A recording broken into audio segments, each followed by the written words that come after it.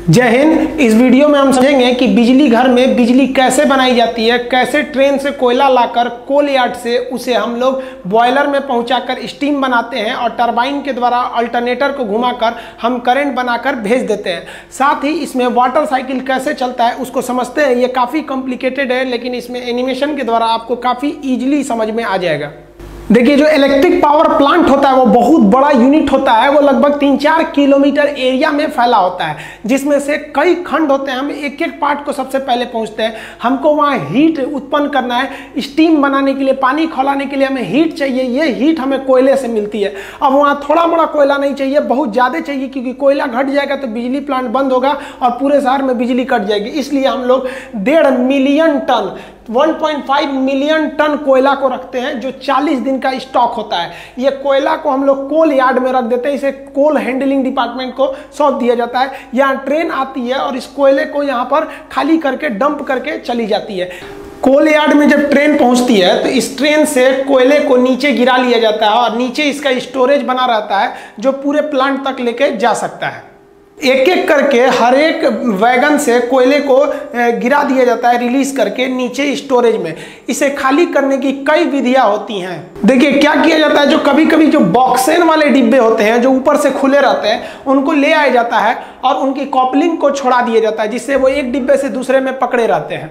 और उसके बाद ये जो मशीन होती है, लिफ्ट मशीन, इसको पूरी तरह से उल्टा कर देती है, जिस वजह से इसमें का सारा कोयला थर्मल पावर प्लांट के कोल यार्ड में नीचे चला जाता है और नीचे इसे कन्वेयर द्वारा उठा लिया जाता है। फिर इसको ये मशीन जो है केवल इसी बॉगी को पकड़ती है और फिर सीधा रख देती है। फिर उसकी कॉपलिंग को कर दिया जाता है और इस ट्रेन को आगे के लिए रवाना कर दिया जाता है। तो कई विधियां द्वारा इस कोयला को कोल यार्ड में खाली किया जाता है। एक मशीन द्वारा उस गिराए गए कोयले को हम लोग उठा लेते हैं। जैसे ये मशीन देख रहे हैं, तो ये यहाँ से ऐसे उठा लेगा यहाँ से और इस पर गिरा देगा, ये कन्वेयर द्वारा, और ये इस पर गिरेगा ना तो इस रास्ते से ये आगे जा सकता है। यहाँ से कोयला उठाएगा और इसी कन्वेयर पे गिराएगा, इसके रास्ते ये यहाँ आके यहाँ गिरेगा और यहाँ से ये मशीन द्वारा आगे बढ़ जाएगा। कोल यार्ड से कोयले को उठाने के लिए बहुत ही बड़ी ये भारी भरकम मशीन का प्रयोग किया जाता है। ये काफी दूरी तक चल सकती है और इसके लिए एक ट्रैक बना होता है और ये अपने हाथ से कोयला उठा सकती है। इसका जो हैंडल होता है ये काफी दूर तक जा सकता है, अगल बगल के यार्ड तक, और ये मशीन को फिर आगे पीछे चलाया भी जा सकता है। ये ऊपर नीचे भी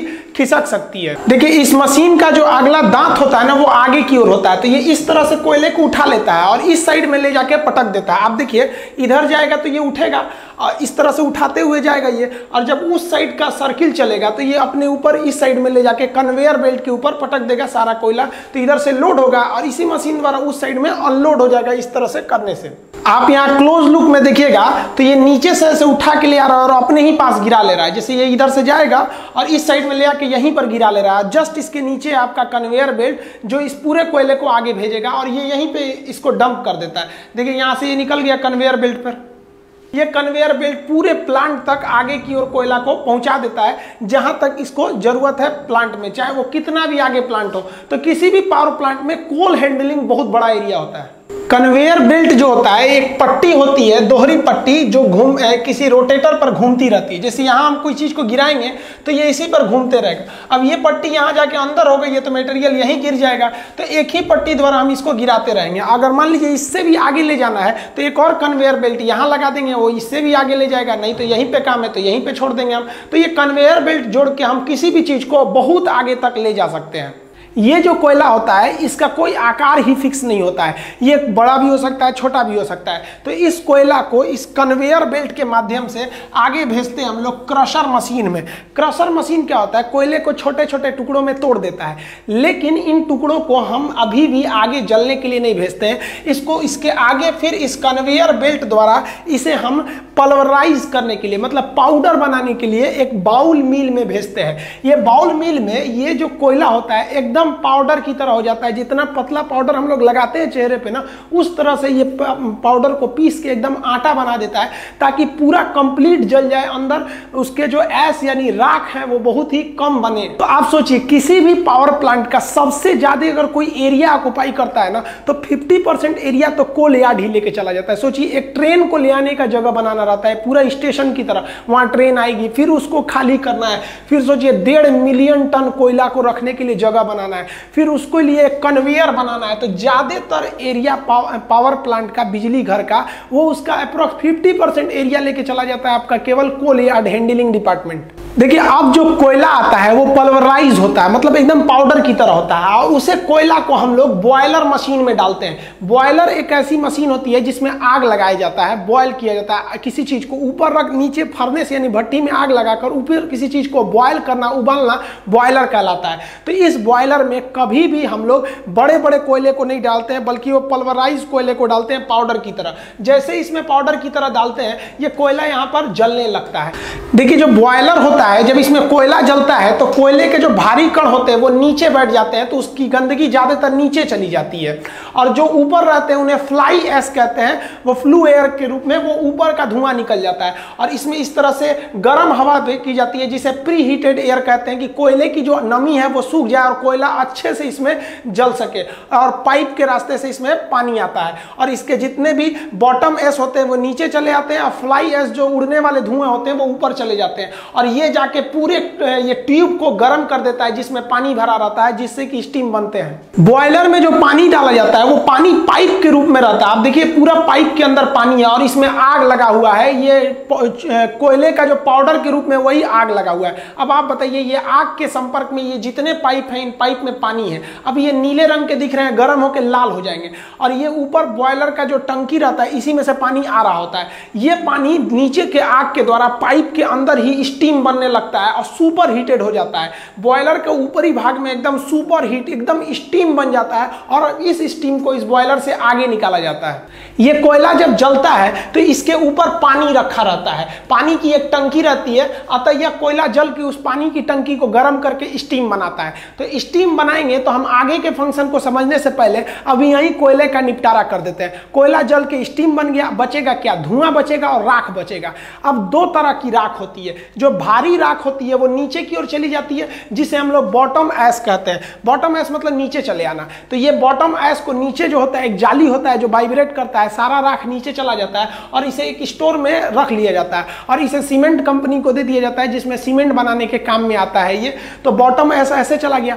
लेकिन जो उड़ रहा था इसमें, अभी जो आगे उड़ रहा था ऊपर की ओर, उसे फ्लाई ऐश कहते हैं, उड़ता हुआ राख। ऐश मतलब राख होता है, तो फ्लाई ऐश मतलब उड़ता हुआ राख। अब आप बताइए, उड़ता हुआ राख को अगर इस चिमनी के माध्यम से ऊपर भेज देंगे तो पूरे हवा में ये कोयला भर जाएगा, सांस लेंगे तो फेफड़े पे चिपक जाएगा काला काला। तो हमको जरूरी है कि इस धुएं में से जितने भी हानिकारक चीजें उनको छान लिया जाए।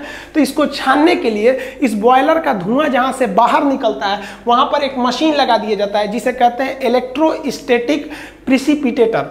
ये क्या करता है? ये निगेटिव चार्ज होता है और किसी भी धूल कण को अपने पास चिपका लेता है। जो बड़े बड़े धूल कण थे वो तो बॉटम ऐश के रूप में नीचे चले गए, जो छोटे छोटे फ्लाई ऐश थे उनको ये ESP डिवाइस यानी इलेक्ट्रोस्टैटिक्स प्रिसिपिटेटर क्या करता है? अपने पास इकट्ठा करके रख लेता है, और उसके बाद से इसको छोड़ता है ये हवा में, इस टावर इसके माध्यम द्वारा, चिमनी के द्वारा। तो ये कम हानिकारक होते हैं। अभी के समय सबको भी, किसी भी कंपनी को जो बिजली घर चला रही है उसको ESP डिवाइस लगाना जरूरी है।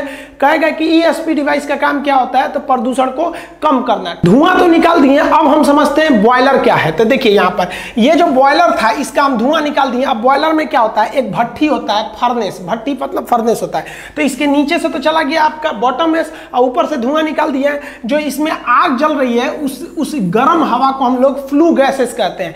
ये फ्लू गैस क्या होती है? पानी को खौलाती है। अब आपको लगेगा यहां से यहां तक एक बड़ा सा टंकी रहता है। गलत बात है, ये टंकी नहीं रहता है, बल्कि इसमें छोटे छोटे पाइप रहते हैं और उस पाइप में पानी आया रहता है। अब ये पाइप जो होते हैं छोटे छोटे रहते हैं, पतले पतले, इसलिए पानी का एरिया कम रहता है, वो चारों ओर से गर्म हो जाते हैं। और एक पाइप दूसरे पाइप से टच में नहीं रहता है, ऐसे लटका रहता है, उसके चारों ओर आग रहती है, तो ये बहुत ही जल्दी गर्म हो जाता है। नीचे का एरिया गर्म होता है, ऊपर में तो एकदम ये सुपर हीट हो जाता है पानी। अब ये पानी आता कहां से? तो पानी नीचे के रास्ते से आता है, ऐसे चढ़ाया जाता है, इसको नीचे से पाइप से चढ़ाया जाता है, जानबूझ के इसको टच करके चढ़ाया जाता है ताकि ये जब जलने के लिए जाए, खोलने के लिए जाए तो उससे पहले ही ये यहाँ इसके संपर्क में आ जाए और यहाँ संपर्क में आने से पहले ही थोड़ा और गर्म हो जाए। तो पानी को मेन बॉयलर में जाने से पहले ही इस आग के संपर्क में लाकर थोड़ा सा गर्म करने से हमें इकोनॉमिकली थोड़ा ज़्यादा फायदा होता है। इसलिए यहाँ बने टंकी को हम इकोनोमाइजर के नाम से जानते हैं। ये किसी भी पानी को खोलने से पहले ही थोड़ा गर्म कर देता है। ये मान लीजिए ना, आप एकदम ठंडा पानी को गर्म करेंगे, उससे अच्छा है कि आप थोड़ा सा गर्म पानी उसे और गर्म कर देंगे, तो ये थोड़ा सा पहले ही गर्म कर देता है इकोनोमाइजर। इकोनोमाइजर को अलग से हीट देने की जरूरत नहीं पड़ती है, ये फर्नेस जो भट्टी है इसी के हीट के संपर्क में आके पहले ही गर्म कर लेता है ताकि यहाँ पे गर्म हो जाए। और इसके एकदम टॉप वाले भाग में ये जो होता है एकदम खोल जाता है, जिसे सुपर हीट कहते हैं। आप ये देखेंगे ये बाहर से इसका शकल है, अब ये सुपर हीट हो गया, अब ये स्टीम बन गया है। स्टीम बन के नीचे लाया जाएगा, वो बहुत ही गर्म भाप बन गया है। अब ये स्टीम इस रास्ते से नीचे आएगा, देखिए यहाँ स्टीम के लिए पाइप दिख रहा है, अब ये स्टीम नीचे आएगा। स्टीम में कितना दम होता है सोचिए, कुकर का जो ऊपर का ढक्कन उठ जाता है, सीटी उठ जाता है, वो स्टीम के बदौलत। तो इतने छोटे से कुकर में, कुकर भी एक तरह से क्या है, बॉयल करता है, किसी भी पानी को गर्म करके बॉयल करता है, उबालता है। तो कुकर भी एक तरह का बॉयलर ही है, वो छोटा सा बॉयलर है। तो सोचिए इतना छोटे बॉयलर में ये हाल है, इतना बड़का बॉयलर से अगर जो स्टीम निकलेगा उसका कितना भयानक पावर होगा। अब इसी स्टीम को ले जाएंगे नचाने के लिए टरबाइन को, और टरबाइन नचेगा तो बिजली उत्पन्न होगा। देखिए टरबाइन जो होते हैं ना, वो एक पंखा होता है, ये कई पंखों के एक समूह होते हैं जिसे हम टरबाइन कहते हैं। टरबाइन भी कई तरह के होते हैं, high pressure turbine, intermediate pressure turbine, low pressure turbine. मतलब जो भाप आ रहा है वो इसे नचाएगा, इस टरबाइन को, इस पे ब्लेड लगे रहते हैं। देखिए ये है टरबाइन का शेप, इस पर से हाई प्रेशर का जो आता है आपका स्टीम, उस स्टीम को बहुत ही तेजी से गुजारा जाता है। इतना गर्म होता है वो, और इतना ज्यादा प्रेशर होता है कि वो इसको नचाने लगता है, और ये नचाना चालू करता है एक साइड से। तो देखिए जैसे स्टीम आया होगा तो शुरुआत में गर्म होगा, थोड़ा और जाएगा तो थोड़ा और ठंडा होगा, आगे जाएगा तो और ठंडा होगा। तो इसके एक हिस्सा को कहते हैं हाई प्रेशर टरबाइन। जब स्टार्ट करता है तब वहां बहुत ही ज्यादा गर्म रहता है, आगे जाएगा तो थोड़ा और ठंडा होगा स्टीम, तो इसे कहते हैं हम लोग इंटरमीडिएट टरबाइन। आगे गया तो लो प्रेशर टरबाइन, मतलब एकदम आगे जाने पर लो हो जाता है। तो टरबाइन घूमता है। यही टरबाइन जो होता है ये पूरे पावर प्लांट का हार्ट, हृदय कहा जाता है। इसे घुमाने के लिए स्टीम की जरूरत पड़ती है। तो अभी तक जो बना रहे थे हम लोग स्टीम कोयला से, वो केवल और केवल इसी टरबाइन को घुमाने के लिए। लेकिन एक समस्या सोचिए, ये खुले हुए टरबाइन पर अगर स्टीम मारेंगे तो भाप तो बिखर जाएगा, उतना प्रेशर नहीं लगा पाएगा। तो इसको क्या किया जाता है ना, ढक दिया जाता है। जैसे ये टरबाइन है ना, तो इसको चारों ओर से ढक दिया जाता है, इसका एक प्लेट से ऐसे ढक दिया जाएगा।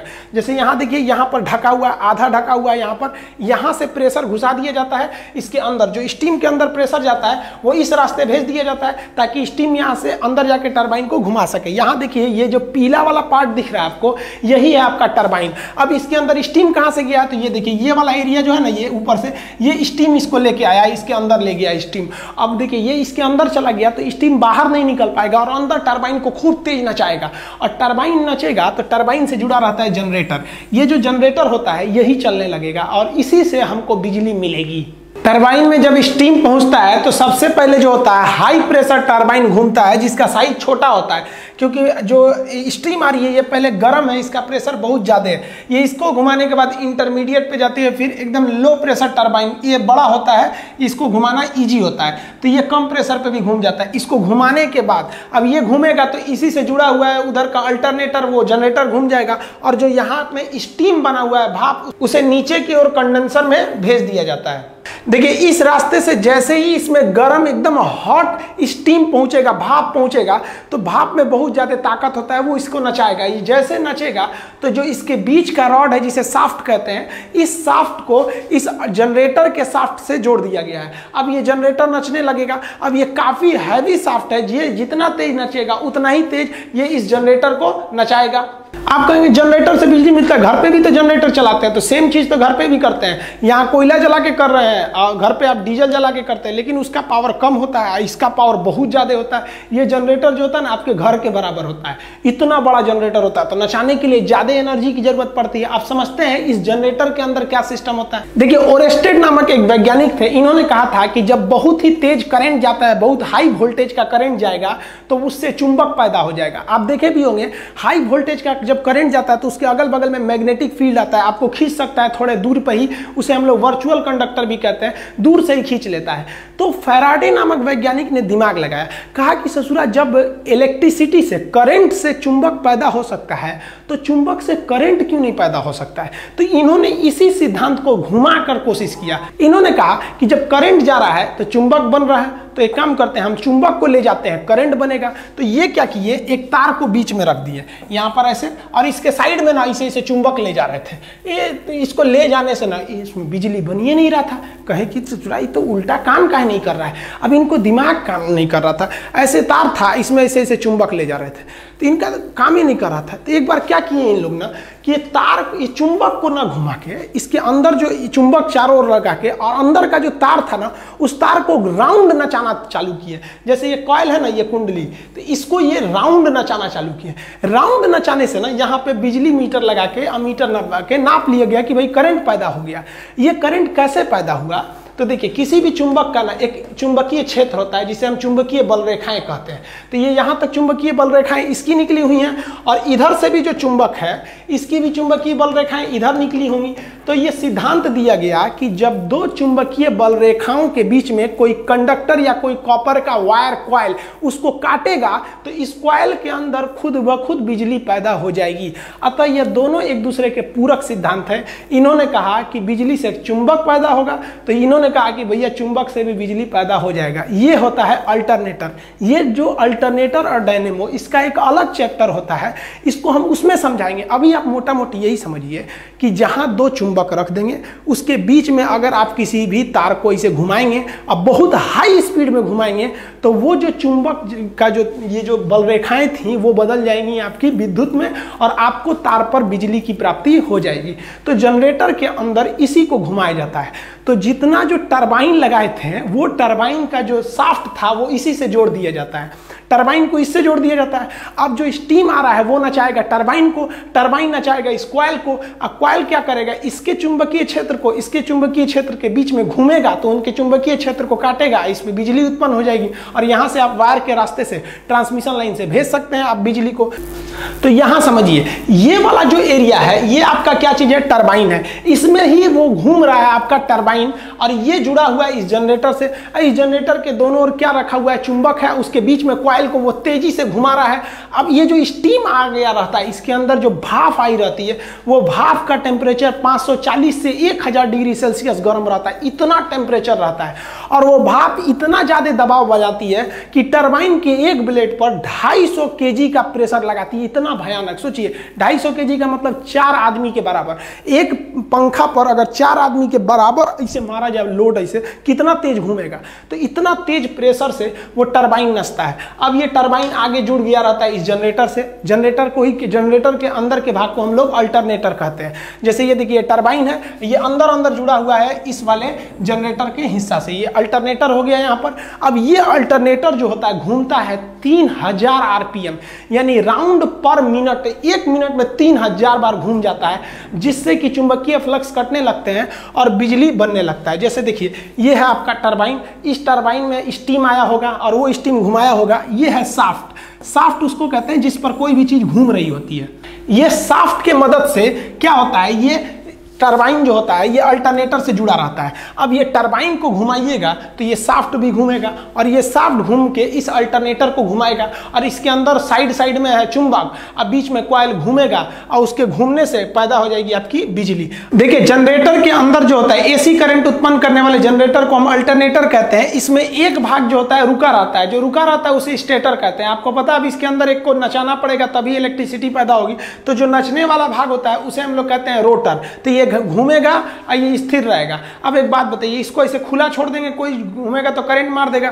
तो इसको साइड साइड में हम एक बॉडी कवर दे देते हैं। तो ये देखिए एक इस साइड में बॉडी कवर हो गया, एक इस साइड में हो गया कवर हो गया। अब यहाँ एक चीज फंस जाता है, जैसे आप कवर करिएगा तो इसको जो घूमने वाला हिस्सा है, ये जो शाफ्ट है, इसको बाहर निकालिएगा।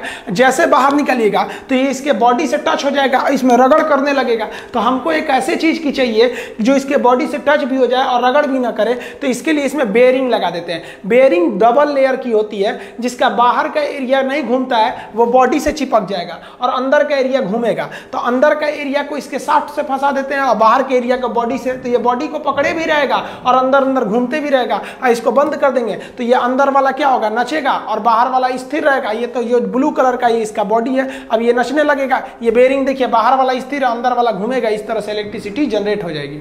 और इस बिजली को क्या किया जाता है, बहुत ही हाई पावर के ट्रांसफार्मर को दे दिया जाता है। ये ट्रांसफार्मर को हम पावर ट्रांसफार्मर कहते हैं, इसे स्टेप अप ट्रांसफार्मर कहते हैं।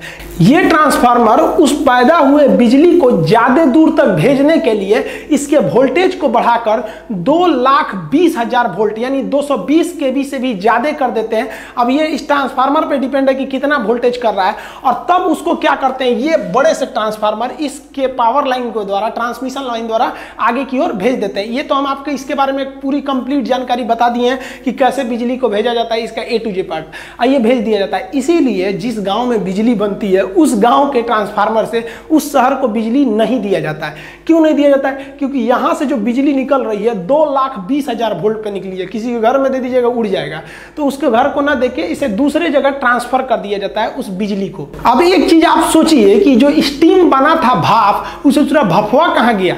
भाप तो आया था इस टरबाइन के अंदर में, भाप गया कहाँ, निकला ही नहीं। तो ये भाप जो है, अगर आप इसे ठंडा कीजिएगा तो पानी बन जाएगा, और इसी पानी को अगर हम वापस बॉयलर में भेज देते हैं, हमें पानी की बचत हो जाएगी। तो क्या किया जाता है, ये जो टरबाइन घूम रहा होता है, इसके नीचे एक बहुत बड़ा एक तो हम लोग बना लेते हैं, कंडेंसर का टब बना लेते हैं। उसी में, उस ट्यूब में ले जाके भर दिया जाता है इस भाप को, ताकि वो ठंडा हो जाए और दोबारा पानी बन जाए। तो इसके नीचे एक चेंबर रहता है जिसे हम कहते हैं कंडेंसर। वो कंडेंसर जो होता है इसे ठंडा कर देता है। ठंडा करने के लिए हम एक कूलिंग टावर का प्रयोग करते हैं। ये जो आप इसके ऊपर से देख रहे हैं, ये धुआं नहीं निकल रहा है, जो भाप आया है वही निकल रहा है। तो एक बात बताइए, भाप को हवा में भेज दीजिएगा तो ये पानी बन जाएगा, तो फायदा क्या है। तो इसको हम लोग ठंडा करके दोबारा यूज कर लेते हैं इस कूलिंग टावर की मदद से। देखिए धुआं निकलता है इसके मदद से, ये है आपका चिमनी, ये जुड़ा रहता है आपका बॉयलर से, यहां से धुआं निकलता है। और ये जो है ना, ये आपका कूलिंग टावर, ये ठंडा करता है उस भाप को। ये कैसे करता है तो समझिए ध्यान से। इसके नीचे का भाग आप देखिए जाली के समान है, इसमें से नेचुरली ठंडी हवा जाती है। अब ये किस प्रिंसिपल पे काम करता है, तो देखिए ये जो कूलिंग टावर है, इसके दो हिस्से होते हैं। जो स्टीम आया है उस स्टीम को पाइप के माध्यम से इसके ऊपर चढ़ा देते हैं।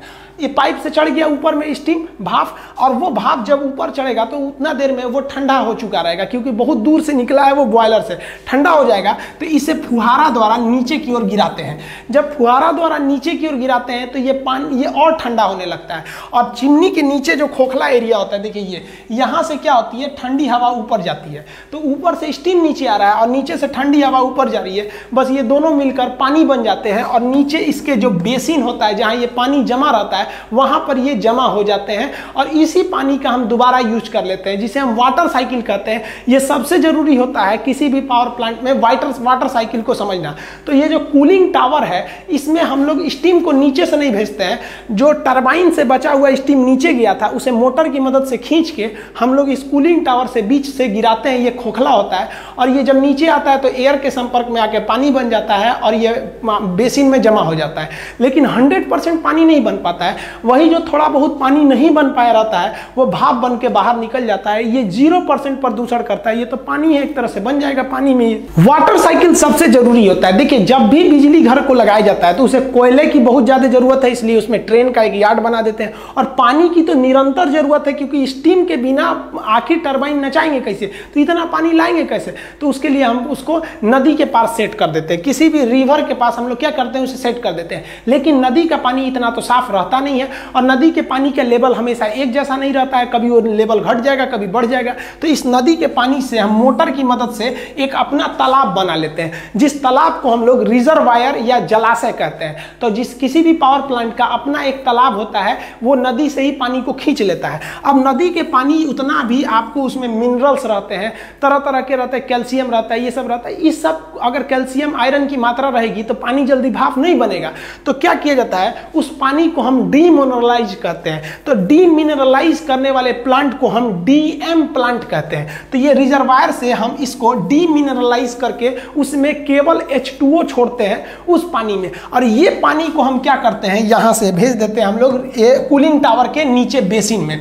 अब जरा देखिए, कूलिंग टावर के बेसिन में आप कहेंगे पानी कहाँ से आया था, तो वो टंकी का पानी, वो उसका पानी नहीं था बल्कि वो रिजर्वायर से गया था। तो इस कूलिंग टावर में दो तरह की पानी है, जो ऊपर से गर्म है थोड़ा और नीचे से ये ठंडा वाला आ रहा है यहाँ पे। अब इस पानी को, ये तो कूलिंग टावर के बेसिन में जमा हो गया, अब इसे हम आगे भेजते हैं। देखिए इस पानी को हमको भेजना है बॉयलर तक। तो ये जो पानी आ रहा है नीचे से, ये जा रहा है बॉयलर में। किस लिए जा रहा है भाई, तो गर्म होने के लिए जा रहा है। अब यहाँ इंजीनियरों ने बहुत अच्छा दिमाग लगाया, इसको भेजा इन लोग ने कंडेंसर के द्वारा। ये कंडेंसर कहाँ लगा रहता है, तो जो टरबाइन है उस टरबाइन के ठीक नीचे। अब आप याद कीजिए, टरबाइन तो नचा था भाप के द्वारा, और वो भाप कहाँ आया था, नीचे। और इस भाप को हम लोग भेजे थे कूलिंग टावर में।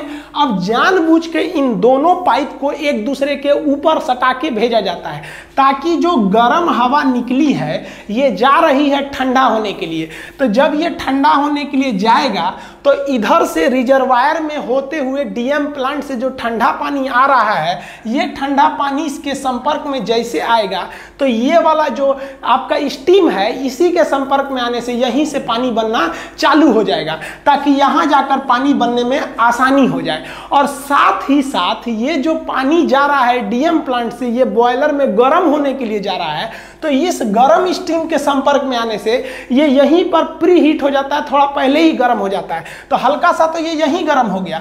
अब एक चीज ध्यान दीजिए, इसको हम लोग चाहते तो डायरेक्ट यहां से चढ़ा देते ऊपर की ओर, लेकिन ऊपर की ओर जानबूझकर नहीं चढ़ाया गया, क्योंकि डायरेक्ट पानी चढ़ाएंगे तो उस पानी का टेम्परेचर अभी भी बहुत ही ज्यादा ठंडा है, बहुत ज्यादा गर्म नहीं है। तो इसको क्या किया जाता है, आप याद कीजिए कि जो यहाँ पर हमारा जो यहाँ बॉयलर था, बॉयलर के सटा के यहाँ एक टंकी रहती है छोटी सी, जिसे हम लोग कहते हैं इकोनोमाइजर। ये क्या करता है, पानी इस इकोनोमाइजर के रास्ते जाता है, और ये इकोनोमाइजर इसी ही भट्ठी से गर्मी ले लेता है, हीट ले लेता है, जिससे कि हमको इकोनॉमिकली थोड़ी बचत हो जाती है, और ये पानी पहले ही गर्म हो जाता है, प्री हीट हो जाता है। और उसके बाद इसको इस साइड ले आते हैं पतले पतले पाइप द्वारा, और इस पाइप को यहाँ घुमाते हैं इस तरह से। अब ये पाइप में पानी भरा हुआ है, ये पानी गर्म होने लगेगा, और गर्म होने के बाद ये क्या बनेगा, भाप बनेगा, भाप बन के स्टीम बनेगा। अब आप बताइए स्टीम कहाँ जाएगा, ये टरबाइन में जाएगा, टरबाइन को नचाएगा। यहां से आपको दो साइकिल आगे बढ़ेंगे।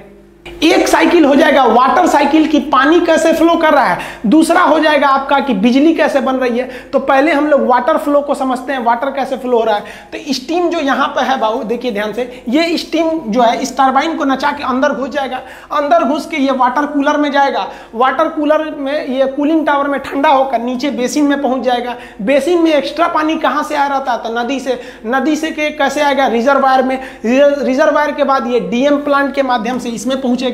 इसके बाद से ये कहां जाएगा भाई, तो ये आगे बढ़ेगा। अब ये आगे बढ़ेगा इस पाइप से कंडेंसर के होते हुए इकोनोमाइजर के पास पहुंचेगा। अब इकोनोमाइजर से ये कहां पहुंच जाएगा, बॉयलर में। बॉयलर में गर्म होने के बाद स्टीम बनेगा, स्टीम पहुंचेगा कहां, टरबाइन में। टरबाइन के बाद कंडेंसर, कंडेंसर के बाद कूलिंग टावर, कूलिंग टावर के नीचे बेसिन, फिर नदी वाला पानी मिल के फिर कहां जाएगा, बॉयलर में। तो ये वाला जो हिस्सा है ये आपका चल रहा है आपका वाटर साइकिल। लेकिन इस वाटर साइकिल के अलावा अगर आप सोचेंगे करंट साइकिल को देखने के लिए, तो करंट कैसे बन रहा है, बॉयलर में बन रहा है स्टीम, स्टीम जाके नचा रहा है किसको, टरबाइन को, टरबाइन किसको नचा रहा है, अल्टरनेटर को, अल्टरनेटर जुड़ा है ट्रांसफार्मर से, बिजली बना के भेज दिया। तो बिजली घर में मेनली चीज होती है टरबाइन और जनरेटर, यही मेन होता है। अल्टरनेटर, जनरेटर के अंदर होता है अल्टरनेटर, ये दो मेन चीज हो गए। अब टोटल साइकिल अगर आप देखेंगे तो एक कोयला का साइकिल चल रहा है, वो कैसे हो रहा है, एक वाटर साइकिल है और एक करंट की साइकिल है। करंट साइकिल सबसे छोटा है, बॉयलर से स्टीम बना, वो आया टरबाइन में, टरबाइन नचा और वो अल्टरनेटर को दिया, वो नचा के बिजली बना दिया, ये निकल गया आपका करंट साइकिल। अगर पानी का साइकिल देखेंगे तो नदी के रिजर्वायर से आया ये डीएम प्लांट में, ये गया कूलिंग टावर के बेसिन में नीचे वाले भाग में, और बेसिन से ये आगे बढ़ा, ये कंडेंसर होते हुए इकोनोमाइजर से बॉयलर में पहुंच गया, बॉयलर से स्टीम बन के ये कहाँ गया, टरबाइन के नीचे फिर जाके ये भाप बन गया और ये कूलिंग टावर में चला गया। ये वाटर साइकिल हो गया। कोल साइकिल देखेंगे, कोयला कैसे आ रहा है, तो ट्रेन के रास्ते से कोल यार्ड में आया, कोल यार्ड के बाद उसको क्रश किया गया, क्रशर के बाद उसे पल्वराइज किया गया बॉल मिल में, उसके बाद इसे किस में भेजा गया हम लोग ने, बॉयलर में। बॉयलर में जला तो जो ऊपर उड़ गया उसे कहा गया फ्लाई ऐश, जो नीचे बैठ गया उसे कहा गया बॉटम ऐश। बॉटम ऐश को नीचे इकट्ठा करके सीमेंट को भेज दिया गया। फ्लाई ऐश को हम लोगों ने प्रिसिपिटेटर द्वारा छान के रख लिए लोग। इस तरह से आप टोटल बिजली कैसे बनती है ये पावर प्लांट समझ गए। अब इसमें आप एक चीज उतना अच्छा से नहीं समझाओगे कि इसके अंदर बिजली कैसे बन जाती है, अल्टरनेटर के अंदर। तो ये अल्टरनेटर एक अलग ही टॉपिक होता है कि इसके अंदर कैसे बिजली बनती है। ये एक सिंपल सा तरीका है कि किसी भी चुंबक के अंदर कॉइल को घुमाएंगे तो बिजली बनने लगता है। तो ये अल्टरनेटर भी कई टाइप के होते हैं। ये थर्मल पावर प्लांट था, इसमें कोयला जला के बिजली बनाई गई। इसके अलावा गैस पावर प्लांट होते हैं, वो थोड़ा इसी की तरह होते हैं, थोड़ा अलग होते हैं। हाइड्रो इलेक्ट्रिक पावर प्लांट नदी द्वारा बिजली बनाए जाते हैं। परमाणु बिजली घर वो अलग होते हैं, उसको हम लोग कभी और चर्चा करेंगे। इसको हम लोग नेक्स्ट वीडियो में समझेंगे कि एसी करंट क्या होता है, डीसी क्या होता है, आखिर हम इस करंट को कैसे चाहेंगे तो एसी बना सकते हैं, कैसे चाहेंगे तो डीसी बना सकते हैं। मिलेंगे नेक्स्ट वीडियो में, तब तक के लिए जय हिंद।